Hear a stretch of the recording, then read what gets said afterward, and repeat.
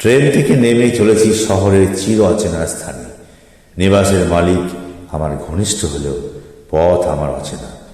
জীর্ণ কংক্রিটের রাস্তার উপর দিয়ে এগিয়ে চলেছি। দুই প্রান্তে সবুজাব ও শৈবালে ঢাকা পরিত্যক্ত চুন সুরকি নির্মিত ইটের বাড়ির অবয়ব। সংকীর্ণ গলিপথ ধরে খুব সন্তর্পণে চলেছি। যাব কোথায় সেই অজানা নগরে, কিন্তু সেই চেনা মানুষের কাছে। হঠাৎ পায়ে নুপুরের ধ্বনি কানে আসলো। পিছনে ফিরে দেখি অচেনা মুখ এক রমণী। মহিলাটি খুব স্মার্ট, কণ্ঠস্বরে বললেন, আপনি কিছু বলবেন? আমি বললাম, না কিছু নয়। মহিলাটি বলল, তাহলে ফিরে তাকালেন কেন? আপনাকে খুব যে হতাশ লাগছে। আমি বললাম, সত্যি আপনি ঠিক লোক ধরেছেন। মহিলাটি বললেন, আপনি কোনো অচেনা ঠিকানায় চলেছেন? কোথায় যাবেন? আপনি সত্যি এবারে রোগটাও ধরে ফেলেছেন? উনি বললেন, চলুন কিছুটা সহযোগিতা করতে পারি কিনা। মহিলাটির আপাদমস্তক সুসজ্জিত, হাতে একটি মূল্যবান মোবাইল এবং বিলাসপ্রিয় ন্যানো ব্যাগ। আমি কিছুক্ষণ চকিত হলাম। ভাবলাম, আমার মতন সামান্য শরণার্থীকে সহযোগিতা করবে। মহিলাটি বললেন, যাবেন কোথায়? এখনো উত্তর পেলাম না। আমি বললাম, যাব খুব কাছের বন্ধুর গন্তব্যে। উনি বললেন, আপনার বন্ধুটা কে?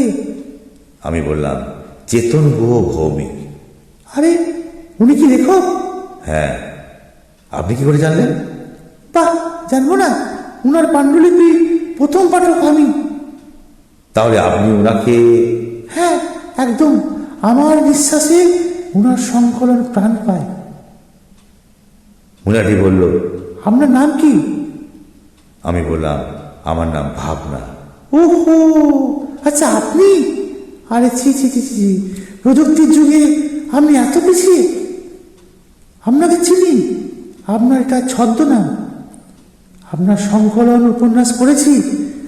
আপনি আমার অন্তরঙ্গ লেখক। আপনার বই পড়ে সারাদিনে তৃপ্তি পাই। আপনি মোবাইলের যুগে একটা ইংরেজিতে পারেননি? আমি বললাম, অসহায়। মহিলাটি বললেন, তাহলে আমি বলি, আমি কি? আগন্তুক বলল, কে কে আপনি? মহিলাটি বলল, আমি নীলাম্বরের সহধর্মী। নীলাম্বর হলো চেতন গুহর ছদ্মনাম। মাথার উপর এক রেফ্রিজারেটর বরফ এসে পড়ল। কিছুক্ষণ স্তম্ভিত হয়ে রইলাম। চলুন চলুন, এবার ঠিকানা পেলেন চিনতে? তখন মহিলাটি আরো বললেন, শোনেন, এই পৃথিবীতে অচেনা বলে কিছু নাই। অচেনার মধ্যেই চেনা মানুষ পাশে থাকে নীরবে, একদম নীরবে। ধন্যবাদ।